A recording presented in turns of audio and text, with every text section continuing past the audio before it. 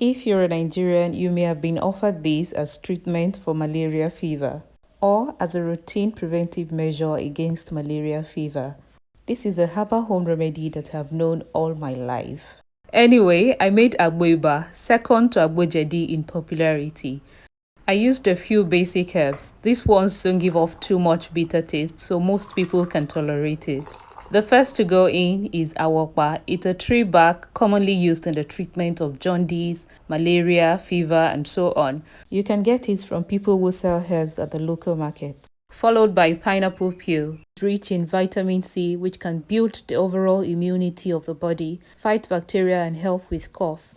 Laali is next, also known as henna leaves. This leaf helps with relief from headaches and fever. It's also great for detoxification. Then tea, which is lemongrass. This can help relieve pain, swelling, and fever due to its soothing and anti-inflammatory benefits.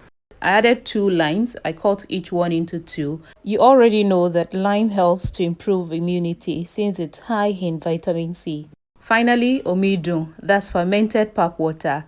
According to reports, this has anti-malaria properties. It's also a rich source of probiotics and have antimicrobial properties, helping to prevent disease-causing bacteria.